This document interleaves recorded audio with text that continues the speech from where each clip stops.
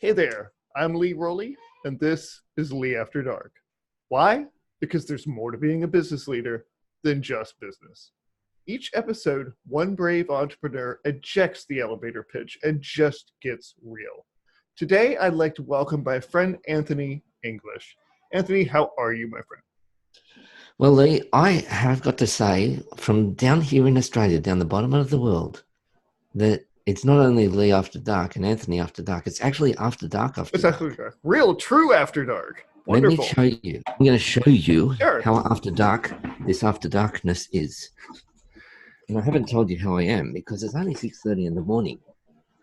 And can you seriously expect me to be on fire at 6:30 a.m.? So you're stalling, is that what you're telling me? I'm stalling. So here we are. This is the future, my friend. Oh, good. This is where we live. This is the brightest. This is tomorrow. Welcome to tomorrow. So that's After Dark. After dark comes light, and that's where we are. How does that sound? Do you like that as a metaphor? Wonderful. That you've already just blown it all away. So yes, this is absolutely great. You're in silhouette now, so I'm assuming that's intentional. You're going to do like okay, let me fix and the we can silhouette. do it. We can do it. Yeah. I was gonna say Let me fix the silhouette. we can do it investigative discovery style. You know, the little like the what is it, Modern Murders or whatever, where the people are silhouette. And, yeah. Okay. So there we are. This is the traveling edition of Lee. This is a traveling edition. Yes. And not only that, we've actually got some special guests here. And I know they weren't exactly invited, but... Well, that's okay. The more the merrier. Birds. The birds? The birds. We're going to have some birds making noise. Can you hear them? Not yet. Not yet. No. Well, They no. will. I think, huh. Okay. I can live with birds. I don't have anything against birds. Yeah, well, I hope you can live with birds. Well, I mean, not exactly living with birds because, I mean, like, no offense, but you're not a bird. Generally, no. It would be quite hard for you to live with birds. Like inside a nest, you know. I think they'd notice. Yeah. Not a big fan of already masticated worms and whatnot. So yeah, I think I'll stick with what I got. Yeah, well, it's actually not up to you. The birds have got to invite you. Oh, I didn't know I didn't have a choice in the matter. Huh. Yeah, no. Well, yeah, no. Anyway, to answer your question, well, thank you, Lee. You asked how I was. That's good. This is going to go. Okay, very good. Well, wonderful. I'm glad to have you here. While I can, I'm going to sneak in the rules, which are simple. For the next 20 minutes, you can talk about anything you want but your business. After that, you got 5 minutes to pitch up a storm. And but standard rules are anytime you talk about your business during the interview, which nobody ever really does, then you lose a minute of pitch time at the end. But it'll happen someday, I guess. Somebody will tick me off, and I'll ding them a minute. But until then, you pretty much got free reign. So, all right, so welcome. So thank you. So are we allowed to give the readers a little bit of inside? Readers, viewers, listeners. What are they? Viewers? What are they? Well, that depends. We're everywhere. We're everywhere. We're like Batman. We're like what? Batman. Huh. Funny you should mention Batman, because what had we done this interview just an hour or two later, we would have had a robin.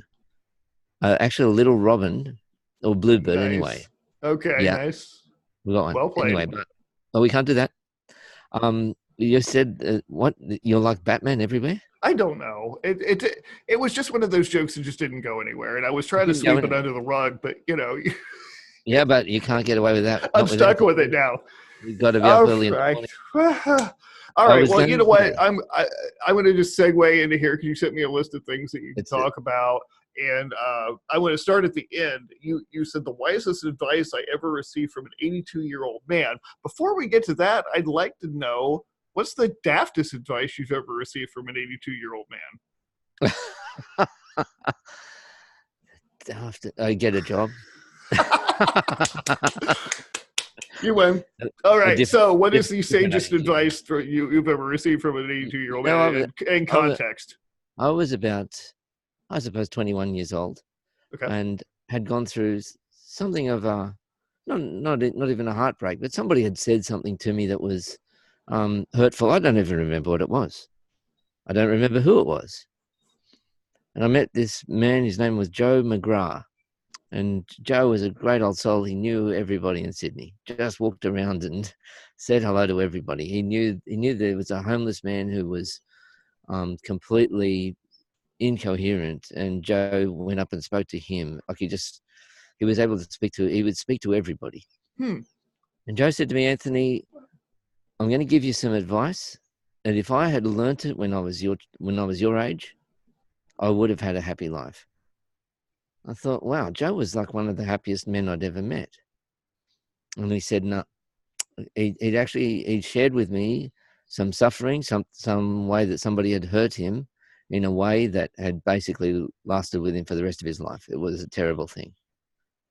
I had no idea. And Joe said, when people are being unreasonable, he said, ride them out, listen to them if you want, but don't take it to heart. Don't take them seriously. How good is that advice? Solid. I think that would save many of the people listening years of useless hurt and guilt and worry and blame. Yeah. And just wasted time. We really do, don't we? I mean, I'm a husband, a father of 7 children, and sometimes children get a little bit excited, shall we say? Of course, ours are always entirely, perfectly well behaved in every respect. Of course. I mean, what less would you expect? Sure, what more would you expect? Yeah. However, other people's children, right? This is just other people's children. Right. Yeah. And for them to be able to see things in a bigger perspective is so important. Yeah. Not to take it too much to heart, Absolutely. Everyone around you, and this is something I struggled with for years. When I go to the supermarket, I look at other people. They're pushing their carts around, and they all look mad. And I always used to think, like, nobody likes me. Everybody's unfriendly. And it's like, right. You know what? No, everybody's got this whole world going on that they're carrying around inside their skulls. It has absolutely nothing to do with you. Yeah. That's right. It's you're not that important, Lee. I know. Yeah, it's and that's a relief. It is a relief. I'll tell you why. Because you're worrying what they're thinking of you, and they're probably worrying what you're thinking about them, right? Exactly. Like, you're wasting time, and they're wasting time. We don't even really have time to waste. I mean, life is too short, right? And we've got just so many gifts, so much to give, so much. The thing has struck me really about talking to people, because I do talk to people. People I think of, don't just talk to. I mean, I'm not talking to you at the moment. I'm talking to a microphone. Did you know? That's true. Yes. Yeah. But I'm just pixels on a screen. You could be a hologram. I don't actually know if you exist. I don't know either. Well, that's an interesting thought. But what I'm really struck by is people's courage. Our good friend Brindy, she always struck me as just one of the most courageous people I know. She was Absolutely. on your episode. Mm-hmm. Yeah, yes, wonderful. Fantastic person. I have to say I've been really lucky. I think putting down this challenge of stepping outside of the business stuff and getting real has just really attracted people who just have powerful stories to share that didn't even know that they needed shared. That's true. So, yeah. But it is. I mean, you and everyone else that's been on the show, I mean, you all contribute something unique to our perspective and allow us to question ourselves, which I think is a privilege. It's a great thing. Sometimes you get just thrown curveballs. I believe the baseball term is. I don't actually know what a curveball is, but anyway, stuff that's hard to deal with, right? Coming by surprise. Is that what a curveball is? It is. I mean, surprisingly enough, I was picked last for absolutely every sport ever. So I really don't know my sports that well. We're going to say it is. I think it's a baseball thing. Right. So life gets throws you some curveballs, and sometimes you just have to deal with things just because they kind of get sprung on you, you know, Mm-hmm. and it can be really tough. But yeah, being able to see things in perspective is just amazing, you know, to be able to see the bigger picture. It really is. And I found that from getting caught up in my own world for too long, and just realizing just what I've missed by giving too much thought to the endless chatter that goes on between here and here, and not enough to the richness that goes on out there. So, Well, which is all the same thing. it's a great perspective. I know. So I'm making this a little bit of a tour here. Ooh. That's okay. So this is, we'll call this an ad break, right? This is like the Super Bowl ad break.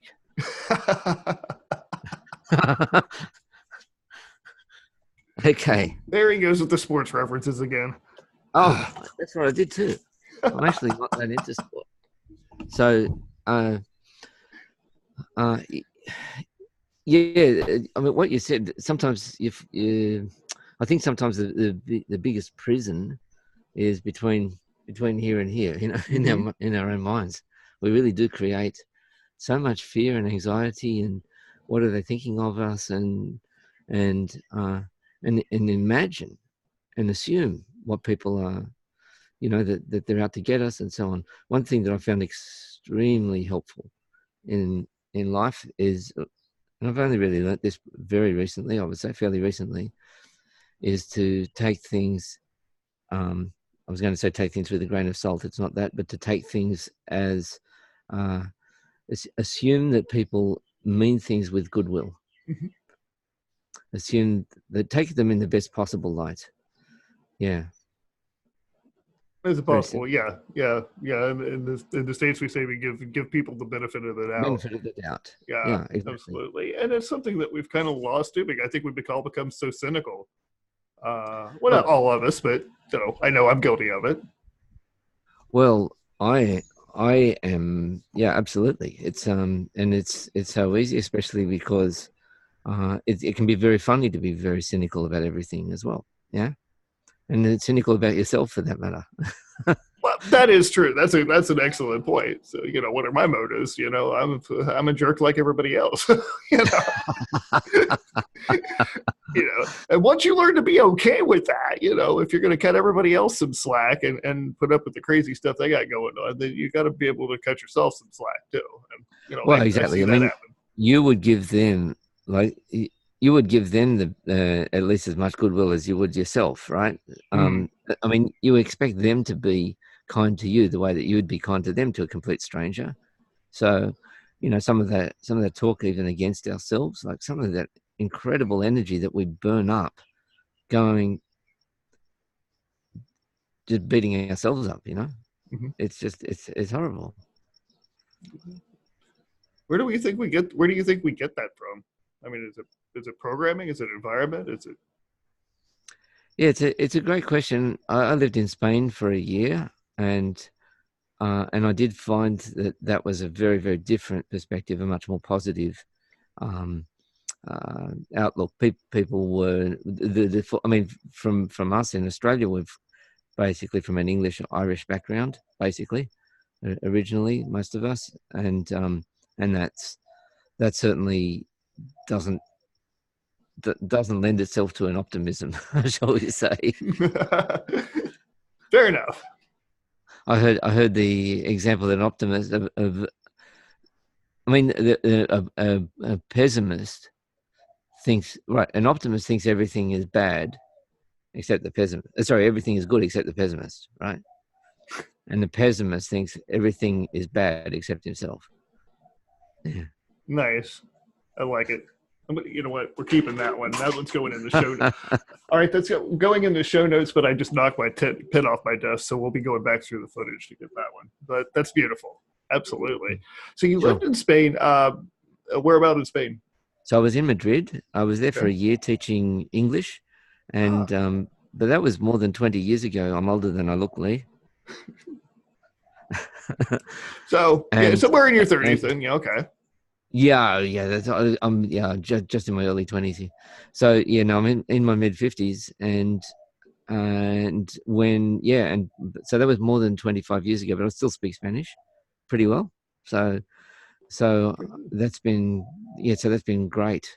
Kind of helps you to see things with a different perspective, if you like. Yeah. Absolutely. Can you hear those birds in the background?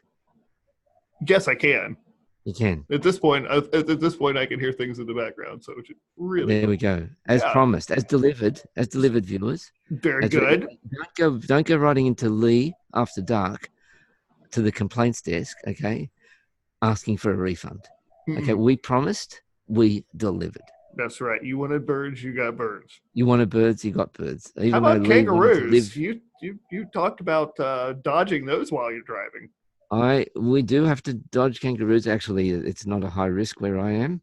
Okay. Further out from Sydney, in some parts it is, but but I did some videos on LinkedIn. I walked up to some kangaroos recently, said hello.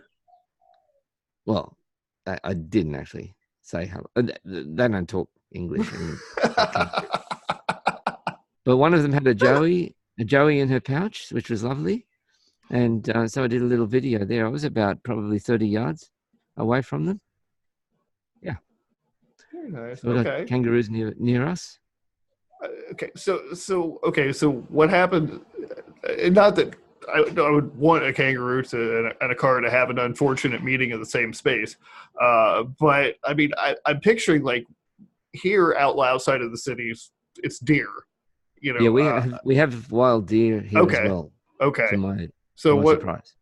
What's I mean, is it like the same sort of thing? Like around here, if you get a good hit with a deer, your car is just, I don't care if you just drove it off the lot. They'll give you, be like, sorry, this is totaled.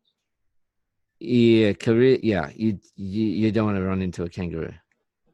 Okay, so they're pretty hefty. Plus, I just wouldn't want to. I wouldn't want to anyway. I dodge squirrels, so.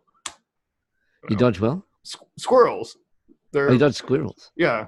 Yeah, so I'm definitely not going to intentionally try to take out a kangaroo. That would just be rude. Okay. Well, could I just make a recommendation here? Sure. If you move to Australia, which is on the cards, because you said, Lee, after dark, and this is after dark. It's now light.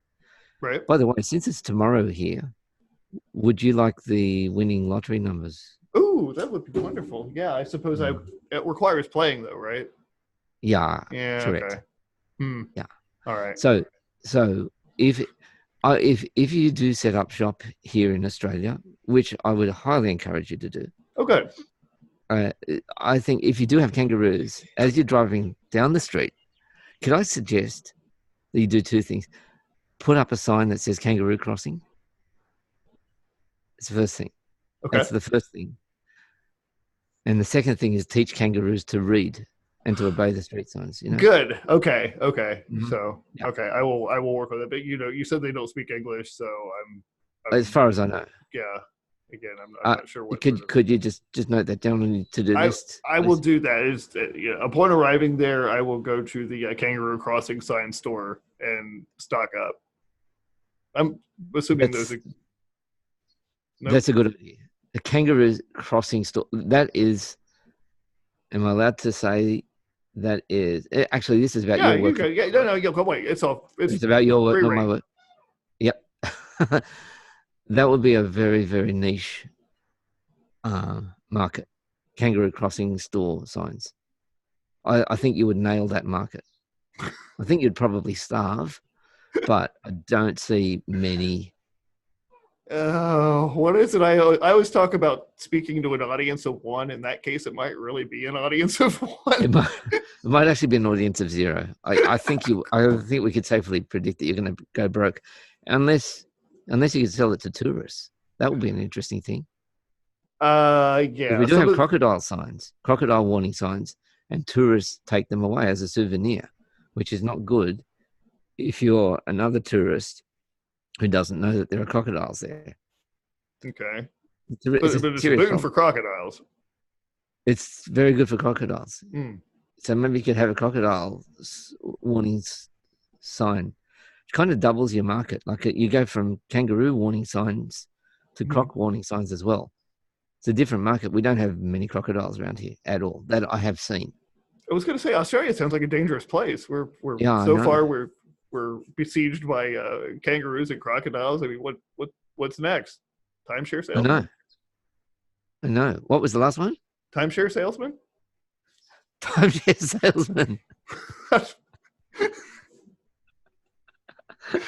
If we've got any of those running amok in Sydney, but you know, I've met a few in Vegas that I'd like to drop off in there. So if you know, well, what in front of the kangaroos and the crocs? What you could do is actually have timeshare salesman signs, crossing signs as well, because they can read. Well, they can read. Technically. Well, maybe you could draw a picture. Can you draw? Do you know how to draw, Lee? Actually, I have an art degree. Yeah, an art degree. Yeah, I do. Which Lee, explains why I'm doing this. Lee, we should be speaking about design and drawing because you know what? You can draw. No, I didn't say that. I said I had an art degree. In kindergarten, did you ever do finger painting in kindergarten? Yes. I failed. You failed finger painting. I failed finger painting. They nearly kicked me out of kindergarten. Oh dear. Yeah, I do not have a design bone in my body. Oh. Okay. Yeah. Wow. This is not. Yeah, like don't get me to draw the signs. Put it that way. Is that okay? Okay, that's cool. We'll outsource that. We'll do that on Fiverr. Outsource it to any 5-year-old on the planet. Yes, right? Absolutely.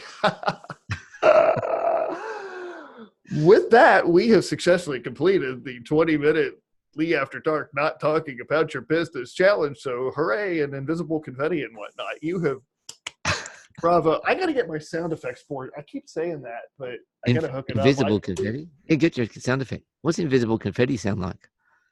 Fairly quiet. What does it sound like? Well, fairly quiet, I imagine. It confetti doesn't make a lot of noise. Pretty tasteless, too. Invisible confetti. Mm-hmm. But anyway, so I am, being that I'm a man of my words, we've completed the challenge, yay, and invisible confetti and whatnot. You now have 5 minutes to pitch up a storm. Anything you want to talk about is up to you. So I'm a business coach, and I was going to say I coach people. That's not true. I was going to say I coach women. That's not true. Okay. My target market, to use the language of those terrible marketing people, my target market is a little bit narrower than women. Is Rachel's. Rachel's. Women called Rachel. That's it. Ah. So you are only so are you only taking on clients named Rachel, or is Rachel a state of mind? Rachel is not a state of mind. Oh. And Rachel is not a name. Okay. But I had a Raquel ask, am I allowed? Raquel is actually a Spanish or a French version of Rachel. Okay. I said, yeah, okay. That's all right. So derivatives are good. Derivatives are good. Okay. But if you come in and you say Lee, you say, Anthony, my name is Lee. Mm-hmm. Sorry, my name is Rachel, spelled L-E-E, pronounced Lee. No. Sorry, you're not going to get that one past the bouncer. Nice try. I've seen this before. Yeah, I've seen this before. That's right. Yeah. The beard, seriously, you're not going to do it. So, Rachel, what's behind that? I was looking through my list of. I was working with men and women, and men kind of didn't quite get what it is that I do. I help them with pricing and sales and all of that yucky stuff. Right? Working out who their target market is. Service businesses. They could be copywriters. They could be graphic designers. They could be bookkeepers. Not really a vertical, but I was looking through the list and I noticed I saw a couple of names kept popping up. One was Sarah and one was Rachel. List of people who I'd love to have her as a client. I'd love to have her as a client. And the name Rachel kept popping up. So did Sarah. And as it turns out, I am working a little bit with people who are in the Jewish community in New York and New Jersey. I'm not Jewish myself, but that name, Rachel, you may have noticed, is somewhat prominent in the Jewish community. Outside the Jewish community as well, the name Rachel is common. So I said, you know what? So I put out a challenge on LinkedIn. Hey, I'm just looking through my list. I found a few ladies named Rachel, and they're awesome. They're amazing. I didn't highlight any of them. I didn't tag any of them or name any of them. I named them all. I named them all Rachel. I said, does anybody know anyone called Rachel who's amazing? Tell us why. That was it. That was the challenge. Nice. So what happened? We had over 60 Rachels got highlighted. People say, well, my sister is Rachel. She's a fantastic copywriter. My grandmother is Rachel. I wish I'd been named after her. My other, I'm Rachel. And no, you're not getting away with that one, Lee Rowley. You're not Rachel. Don't you go telling me that. And it was just beautiful. And I had Rachel's writing to me saying, like, they were in tears. And they just said, I feel special. I feel like I'm a celebrity. And the point of the post was to make people realize, wow, if there are that many people cheering you on because you're Rachel and wanting to help you in your business, well, what if your name was Sarah? What if your name was David or Lee or Anthony or something else? There are people there who love you and want to encourage you. I had competitors, had people promoting their competitors. It was wonderful. And so I said, wow, hey, Rachel, you know what? So it wasn't a buyer persona. It wasn't target market. It wasn't a customer avatar. It was, I'm going to help Rachel's, which generates a lot of intrigue, good for copywriting. I help Rachel's. What's a Rachel? You know, the girl's name, Rachel, plural. I help Rachel's with business. That's my elevator pitch. Beautiful. Absolutely love it.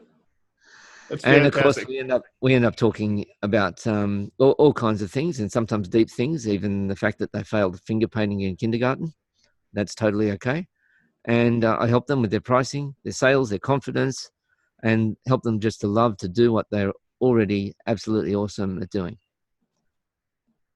Fantastic. So how could Rachel's and anyone who an aspiring Rachel's, I don't know.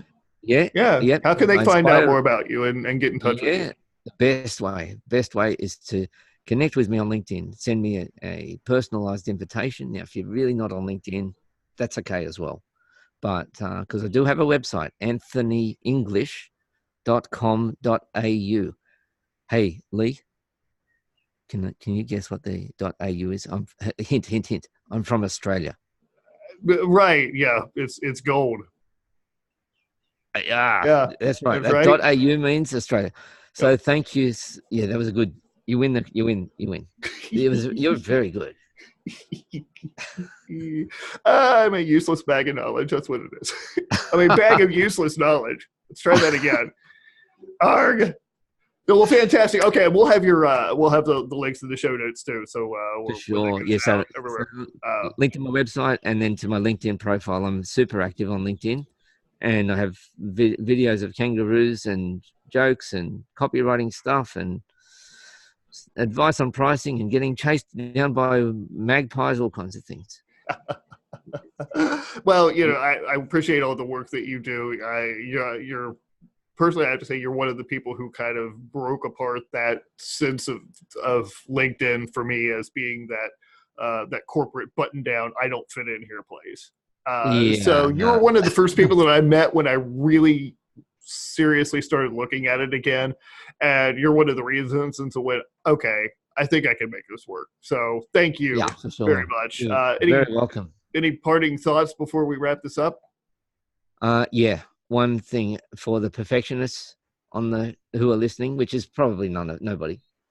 Okay, and I'm going to ask you, perfectionists, do you actually do anything perfectly? No. So here is my question. Here's my quote from G.K. Chesterton, 20th century journalist, early 20th century. If it's worth doing, it's worth doing badly. Excellent. Excellent. Well, thank you. And thank you, Anthony, for sharing with us, for opening up and just sharing a glimpse of your life and your wisdom. We really appreciate it. And you've been a blast. I've really enjoyed talking to you. Yeah, look, I don't take on clients if they don't enjoy my sense of humor. That's it. I don't enjoy it. That's it. They're gone. If they're good for somebody else, right? That's right. Well, Anthony, Bye, Rachel. Absolutely. Bye, Rachel. We are out of time. But if you found Lee After Dark more entertaining and relevant than most of the drag out there, subscribe to the Lee After Dark YouTube channel. And now get Lee After Dark in your pants. We're on Spotify, Google Podcasts, Anchor FM, Stitcher, Breaker, Pocket Cast, and who the heck knows where else, so you can enjoy us wherever you stick your phone. Until next time, this is Lee Rowley with my good friend Anthony English. Be present and be well.